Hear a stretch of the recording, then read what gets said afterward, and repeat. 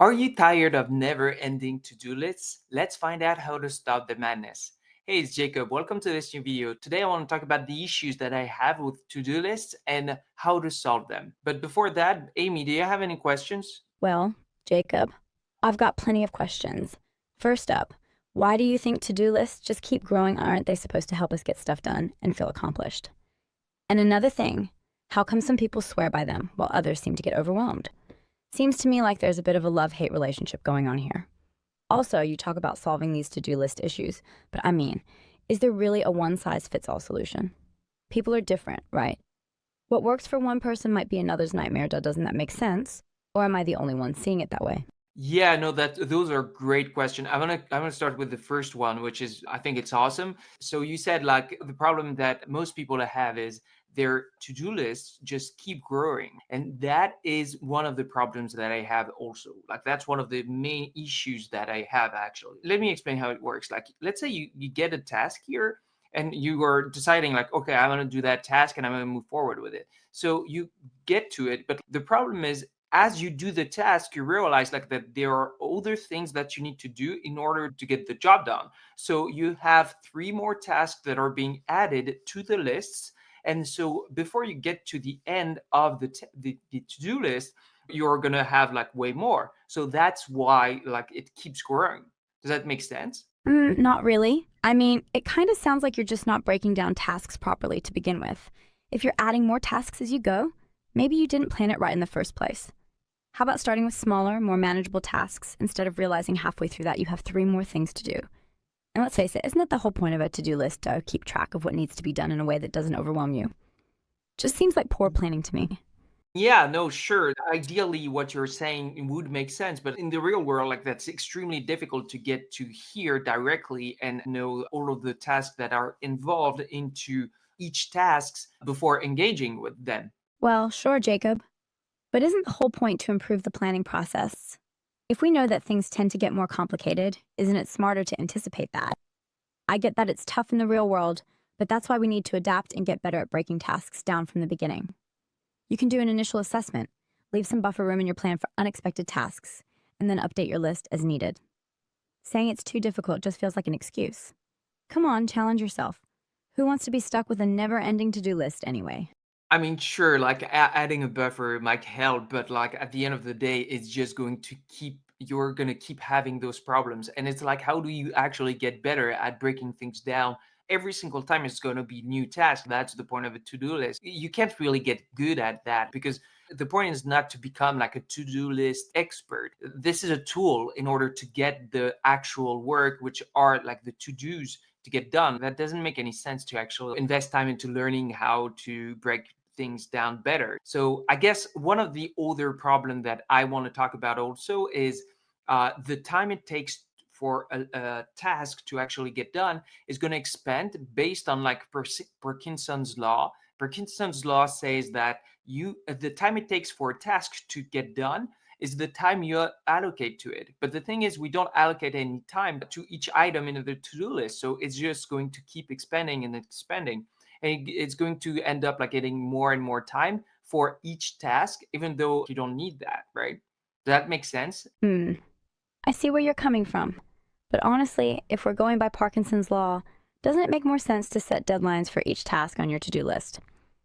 That way, you're not letting Yeah. things expand uncontrolled. I mean, On. yeah, what you're saying makes sense, but what you're saying is adding a to-do to the to-do list, which is you need to specify a time for every single event here. So it's a to-do that not only is that something more to do, but that's also something that is always going to be there. So in a way, if you do that, you're always going to have that thing in that to-do list. It's never going to get emptied. Ah, Jacob, it sounds like you're overcomplicating things just to make a point. The idea of setting deadlines is to help you manage your time better, not create more work for yourself. Think of it as a tool rather than another task. It's like saying you shouldn't brush your teeth because it takes time. Sure, it does, but the benefits far outweigh that minor time investment. You're making this way more difficult than it needs to be. Why not give it a shot and see how it works out instead of dismissing it outright? Well, I'm not dismissing it outright. It's just that this is not something that I've had success with because this is not practical when you're overwhelmed with tons and tons of things to do, to also have to use your energy to get a time frame for each of those tasks, right? Because that's not the only problem, especially when we talk about adding tasks to that, because you need also to prioritize them. Let's say the first one is the second priority, this one is the first one, this one is the third one, and so on and so forth. The thing is, you need to prioritize them, otherwise you're going to keep doing the easiest ones, and then at the end of the day you're going to be left with like only the worst of the worst tasks. So that's also another to do that you need to add. Jacob, you're really caught up in making this harder than it needs to be. Look, prioritizing tasks isn't an extra to do. That's like making a game plan before playing a sport. Without it, you're just running around aimlessly. Instead of seeing it as an additional task, why not view it as a way to streamline what you're already doing? Sure, it's not easy, and yes, it takes some effort up front, but the payoff is in not feeling overwhelmed every single day. If you invest a little time in organizing and prioritizing, you'll save a lot more time in the long run. Think of it as setting yourself up for success instead of setting yourself up for chaos. Just try it out, see how it works, and tweak it as you go along. I mean, yeah, but this is not a theoretical thing that I think could happen. It's just something that most people are struggling with. Like, you're pretending that this is some theoretical debate. This is something that I've actually tried to implement, and that just hasn't worked out. So my point is, I want to give a good alternative to those problems instead of saying that, oh, just try it out. I'm trying to give better advice than just try it out. You're really pushing my buttons here. Fine. If you want an alternative, how about this? Instead of making a traditional to do list, why not try a priority matrix? You know, like the Eisenhower matrix. It helps you categorize tasks into urgent, important, not urgent, and not important. This way, you're focusing on what really matters and not getting bogged down by less critical tasks. Or how about time blocking? Instead of assigning deadlines to tasks, allocate blocks of time in your day for different types of activities. This way, you're working within set periods and not constantly stressing over individual deadlines. And if that doesn't float your boat, maybe try the Pomodoro technique. Work in focused intervals, say 25 minutes, then take a short breakout act can help you stay on top of tasks without feeling overwhelmed. See, plenty of alternatives that go beyond just trying it out. So, what's your take on those? Or are you going to find a reason why these won't work either? No, I'm not gonna find a reason why these won't work either. That those are great alternatives, but those are just workflow practices that are very useful, right? And that's actually one of the things that I want to get to. As you mentioned, there is one way that we can have a more systematic approach. That's the answer to that, I think. For me, what has worked in the past was having a systematic approach in terms of doing the tasks. And basically, you have, let's say, your work, like the real work that actually takes some energy and some time, and the administrative or maintenance tasks, right? So you separate those two, and you organize your days in terms of the right level of abstractions for each task, so that then you can work on the system. You're creating a system here, and the creating the system is going to allow you to work on something and get things better, right?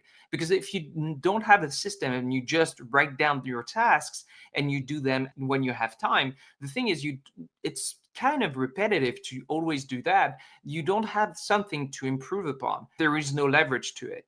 Does that make sense? Well, Jacob, it finally sounds like you're getting the hang of it. A systematic approach does make sense, and it's essential to separate different types of tasks and schedule them accordingly. You know, managing both the actual work and the administrative stuff without letting either one overwhelm you. And having a system in place means you can refine and improve it over time, which is key for long-term success. So, in essence, it's about creating a sustainable routine that works for you and allows for continuous improvement. Finally, we're on the same page. How about that? For once, we're agreeing on something. Okay, well, I'm glad we're agreeing on that. Yeah, let me explain a little bit how that would work. Basically, what you need to do is, as I said, you have the work here and the administrative tasks, and those are predefined. Because they are predefined, the thing is, you need to set the right level of abstraction for each of those tasks. What does that mean? It means that you can have a block that is called work, just work, right? Because it's not specific enough. You need to have something that is more specific, but not too specific, because if it's too specific, then this is not something that you're probably going to do multiple times, right? You're probably not going to have to write the report for XYZ or something. So it needs to be at the right level of specification. For example, for me, when I record a video, that's a task, right? I don't write work, I write record a video. Recording a video is not record a video about that specific topic in this specific instance for that specific project. This is just record a video. So that's why it's at the right level of abstraction. Does that make sense? I get what you're saying, but it sounds like you're overthinking it a bit. I mean, sure, having the right level of abstraction is key, but isn't part of the issue here that people get too caught up in categorizing and labeling every little thing? Like sometimes you just got to jump in and get things done instead of worrying if your task is perfectly defined. So yeah, I hear you, but I Yeah, think you're right. You're right about that. But the thing is, here, the difference between having the work well defined versus like when we were talking about to-do list is here you have leverage because the system here is going to be repeated. You're going to do that in a systematic manner, meaning that if you keep improving on those abstracted on those tasks that are at the right level of abstraction, and you make sure that the order is correct, it's at the right place, and so on and so forth, and you have systems to make it work better, then you're going to be able to leverage that part. Does that make sense now? okay, fine. I see where you're going with that. Creating a system with tasks at the right level of abstraction can indeed provide leverage for continuous improvement. And yes, if you consistently refine this system, it makes your workflow more efficient over time. So I can get behind that. Sounds like you found a pretty solid approach to tackling that never-ending to-do list problem. All right, Jacob, you've convinced me. Let's hope your viewers find this as useful as you do. Speaking of viewers, don't forget to click the link in the description to be part of the community and stay updated with all of Jacob's latest tips and insights. Don't miss out. Catch you all next time.